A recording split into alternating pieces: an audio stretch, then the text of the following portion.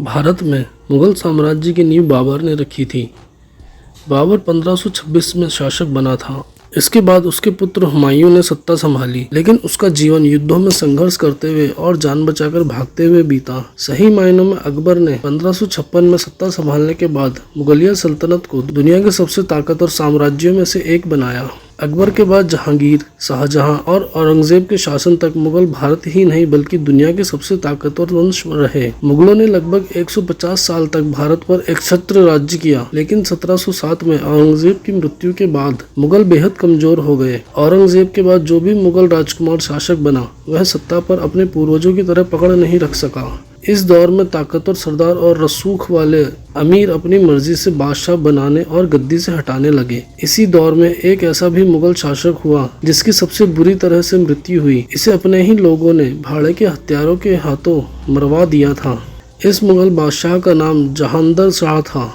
जहांदर शाह बहुत कम समय के लिए बादशाह रहा। उसने 1712 से 1713 के बीच लगभग 1 साल के लिए सत्ता संभाली। इस दौरान वह दरबार के सभी प्रभावी सरदारों के चुंगल में रहा। जहांदर शाह एक अयोग्य और विलासी शासक था। जहांदर शाह के शासन की असली कमान उसके वजीर जुल्फिकार खान के पास थी। दरबार में ऐसी परिस्थितियां बन गई थी कि रोज षड्यंत्र होते थे। इसी समय सैयद बंधुओं के नाम से प्रसिद्ध 2 भाई भी सल्तनत में बेहद ताकतवर हो गए थे। सैयद बंधुओं की मदद से जहांदर शाह के भतीजे फर्रुख सियर ने विद्रोह कर दिया। फर्रुख सियर ने मुगल सरदारों की मदद से शाही सेना को आगरा के पास एक लड़ाई में हरा दिया। सैयद बंधुओं ने फर्रुख सियर को गद्दी पर बैठा दिया। युद्ध हारने के बाद जहांगीर शाह भागकर अपने वजीर जुल्फिकार खान के पास दिल्ली चला आया, लेकिन यहाँ जहांदर शाह को धोखा मिला। जुल्फिकार ने फर्रुख सियर का भरोसा जीतने के लिए जहांदर शाह को कैद कर लिया।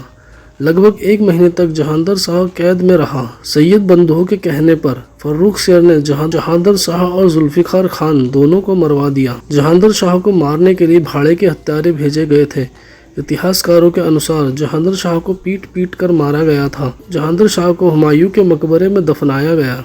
आपको बता दें, ये जो भी जानकारी हमने आपको दी है, ये सोशल मीडिया के माध्यम से दी है। मोक्ष चैनल इसकी पुष्टि नहीं करता है। ऐसी तमाम जानकारियों के लिए मोक्ष चैनल को सब्सक्राइब कर दें, बेल आइकन को भी जरूर दबा दें ताकि आपसे कोई भी महत्वपूर्ण जानकारी ना छूटे और साथ ही साथ हर एक वीडियो को नोटिफिकेशन आप तक पहुंचे। कोई शिकायत या सजेशन देना चाहते हो तो नीचे कमेंट सेक्शन के माध्यम से दें।